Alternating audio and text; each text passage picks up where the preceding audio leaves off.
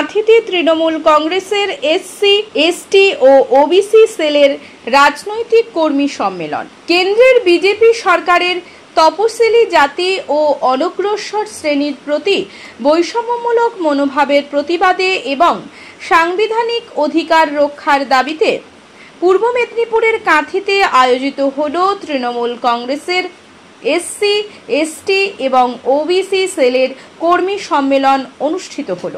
পাশাপাশি আগামী 21শে জুলাই শহীদ দিবস সফল করতে এই প্রস্তুতি সভা করা হয়।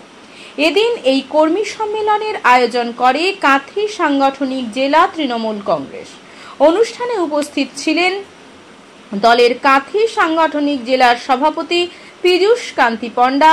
জানিয়েছেন, বর্তমান কেন্দ্রীয় সরকার পরিকল্পিতভাবে তপশিলি জাতি ও অনগ্রসর শ্রেণীর অধিকার খর্ব করছে। এর বিরুদ্ধে আমাদের ঐক্যবদ্ধভাবে রুখে দাঁড়াতে হবে। এদিন বক্তব্য রাখেন জেলা তৃণমূল কংগ্রেসের এসসি, এসটি ও ওবিসি সেলের জেলা সভাপতি মানিক ঘোড়াই। জানিয়েছেন, দলীয় কর্মীদের আরও সক্রিয় ভূমিকা নেওয়ার আহ্বান জানান।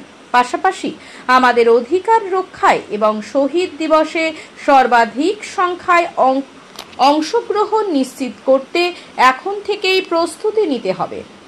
সম্মেলনে জেলার বিভিন্ন ব্লক থেকে তৃণমূল কংগ্রেসের দলীয় নেতা কর্মীরা উপস্থিত ছিলেন। দলীয় সূত্রের খবর, 21শে জুলাই কলকাতার শহীদ দিবস পালনকে সামনে রেখে এই ধরনের সম্মেলন আগামী দিনেও বিভিন্ন স্থানে অনুষ্ঠিত হবে। এদিনের সভায় উপস্থিত ছিলেন পূর্ব মেদিনীপুর জেলা পরিষদের সভাধিপতি উত্তম বারিক, সংগঠনের রাজ্য সভাপতি ডক্টর তাপস মণ্ডল, সংগঠনের চেয়ারম্যান অসীম মাঝি, এগরার বিধায়ক তরুণ কুমার মাইতি, পূর্ব মেদিনীপুর জেলা প্রাথমিক শিক্ষা সংসদের চেয়ারম্যান হাবিবুর রহমান, জেলার কর্মাধ্যক্ষ তমাল তরু দাস মহাপাত্র, দলের রাজ্য মহিলা তৃণমূলের সম্পাদিকা রিজিয়া বিবি, কাঁথি উপ পুরপ্রধান নিরঞ্জন মান্না প্রমুখ। আর মানিককে বলবো, সামনে 21শে জুলাই বরণ করে এদিকে বক্তব্য শুনবো। তারপরে আমরা আরো অনেক নেতৃত্ব আছেন, আপনারা কেউ বাড়ি ফিরবেন না। গণতান্ত্রিক ভাবে ক্ষতবিক্ষত করব কখন, এটাই আমার আপনাদের কাছে প্রত্যাশা, জিজ্ঞাসা। আমরা কি বারবার হারবো? পরিকল্পিত করে হোক, চক্রান্ত করে হোক, কিংবা গণতান্ত্রিক পথে হোক, 2020 সাল থেকে আজ পর্যন্ত আমরা কতগুলো নির্বাচন জিতেছি, কতগুলো নির্বাচন হেরেছি। আজকের ডেটে আমি বলি, আমার দরজা আপনাদের জন্য খোলা। আমি ব্রাহ্মণ পরিবারের সন্তান হলেও আমার কাছে কোনো ভেদাভেদ নেই। আমি শুধু বুঝি, ওপরে ভগবান, নিচে আছেন দিদি অভিষেক বন্দ্যোপাধ্যায়, আর আমরা যারা সহকর্মী আছি, আমাদের মধ্যে কোনো ভেদাভেদ ছিল না, থাকবে না।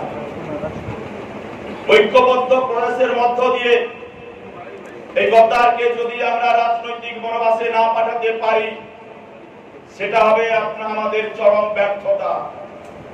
বাংলার 2.5 কোটি পরিবারের 10.5 কোটি মানুষের জন্য আমাদের প্রিয় মুখ্যমন্ত্রী সর্বদা জাগ্রত। সারা দিনের 24 ঘন্টার 18 ঘন্টা তিনি কায়িক পরিশ্রম করেন। কার জন্য করেন? বাংলার 2.5 কোটি পরিবারের 10.5 কোটি মানুষকে তিনি তার সন্তান তুল্য ভাবেন।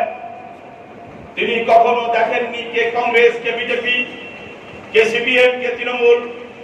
তিনি দেখেছেন এরা বাংলার অধিবাসী, আমি বাংলার মামাটি মানুষের সরকারের মুখ্যমন্ত্রী, এরা সকলে আমার।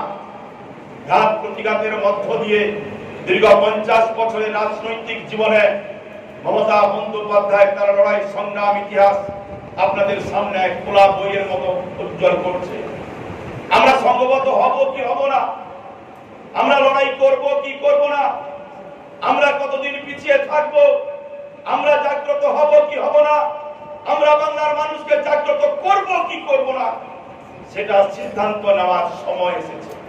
আগামী 2026 বিধানসভা নির্বাচন রাতি সাংগঠনিক জেলার 8টি বিধানসভা নির্বাচন কেন্দ্র আছে। তার মধ্যে গত 2021-এর বিধানসভা নির্বাচনে আমরা 4টিতে বিজয়ী হয়েছি। অত্যন্ত দুঃখের সঙ্গে জানাচ্ছি 2024 সালের লক্ষ্য 26-এর বিধানসভা নির্বাচন, তার আগে 21শে জুলাই নিয়ে প্রস্তুতি সভা করলেন, কি বলবেন? প্রথমে শিক্ষক সংগঠন, তারপরে 21শে জুলাই হচ্ছে তৃণমূল কংগ্রেস কর্মীদের কাছে একটা আবেগ।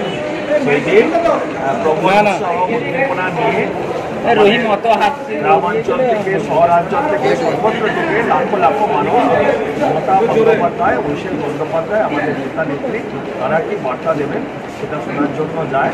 এবং এই দিনটা হচ্ছে গণতন্ত্র রক্ষার দিন। মমতা বন্দ্যোপাধ্যায় আজকে তার লড়াইয়ের মাধ্যমে তিনি সেদিন গণতন্ত্র প্রতিষ্ঠা করেছিলেন, গণতন্ত্রকে প্রতিহত করে পরিবর্তন এনেছিলেন এবং আইডেন্টিটি কার্ড ভোট হয় সেটা আমরা পেয়েছিলাম, সেই লড়াই থেকে আমরা পেয়েছিলাম। তাই সেটা আমাদের কাছে অত্যন্ত তাৎপর্যপূর্ণ দিন। আওয়াজ তুলছে যে 21শে জুলাই যে দিনকে নিয়ে আপনারা শহীদ দিবস পালন করেন, সেক্ষেত্রে তারা বলছে যে মানল সিপিএম, মার খেলো কংগ্রেস। হ্যাঁ, শহীদ দিবস পালন করছে তৃণমূল, আর বলছে গাড়িতে হচ্ছে লড়াইটা করেছিলেন মা মমতা বন্দ্যোপাধ্যায়। মমতা বন্দ্যোপাধ্যায়ের নেতৃত্বে তিনি সর্বস্তরের সাধারণ মানুষকে, যুব কংগ্রেসের কর্মীদেরকে নিয়ে সেদিন তিনি গণতন্ত্র রক্ষার লড়াইতে সামিল হয়েছিলেন। 13 জনের প্রাণ ছিল। তাই সেই দিনটি আমাদের মমতা বন্দ্যোপাধ্যায় লড়াইয়ের স্বীকৃতির দিন। আর মমতা বন্দ্যোপাধ্যায় তো একমাত্র নেতা যিনি জমি আন্দোলনের জন্য লড়াই করছেন, যিনি গণতন্ত্র রক্ষার জন্য লড়াই করছেন, যিনি কৃষকদেরকে, জমিকে বিদেশি ভোটারদের হাত থেকে যাতে চলে। ছাদ মানে আমাদের পরিবারের সুরক্ষা, শান্তি আর স্বস্তির ছায়া। কিন্তু বছরের পর বছর ধরে রোদ, বৃষ্টি, ধুলো আর ফাটল সব মিলিয়ে আপনার বাড়ির ছাদ হয়ে পড়ছে দুর্বল। রোদের গরমে ঘরের ভিতরে থাকা দায়, বৃষ্টির সময় ছাদ ছুঁয়ে জল পড়ে। সমাধান একটাই, রুফ ডক্টর। রুফ ডক্টর নিয়ে এসেছে বাড়ির ছাদের ট্রিটমেন্ট পরিষেবা। Waterproofing, damp proofing, hit resistant coating, ফাটল সারানো, এমনকি প্রয়োজনে ছাদ পরিষ্কার। আমাদের আছে 20 বছরের অভিজ্ঞতা ও আধুনিক প্রযুক্তি আর প্রশিক্ষিত অ্যাপ্লিকেটর টিম। গ্যারান্টি সহ পরিষেবা, লিখিত ওয়ারেন্টি, বাজেট ফ্রেন্ডলি প্রাইস আর সময় মতো ডেলিভারি। বাংলার ঘরে ঘরে এখন ছাদ ভালো রাখার দায়িত্ব নিয়েছে রুফ ডক্টর। আপনার বাড়ি সুস্থ থাকলে তবেই তো পরিবার থাকবে নিশ্চিন্ত, তাই না? আপনার বাড়ির ছাদের সুরক্ষা roof doctor. Healthy roofs, happy homes, don't delay, call today. বিজ্ঞাপনের চমক নয়, আছে আগামী দিনের প্রতিশ্রুতি, মানে কর ফ্যাশন। ছেলেদের যাবতীয় নিত্য নতুন পোশাকের বিপুল সম্ভার নিয়ে নবরূপে সজ্জিত কর ফ্যাশন। বিশেষ করে মনে রাখবেন, আমাদের নতুন সংযোজন ছোট ছেলেদের পোশাকের বিপুল সম্ভার। আমাদের ঠিকানা ময়না রবিবারের বাজার। আমাদের আরেকটি শাখা বলাইপন্ডা বাজার, চৌরাস্তার দক্ষিণে, ময়না। মনের মতন পোশাক মানেই কর ফ্যাশন।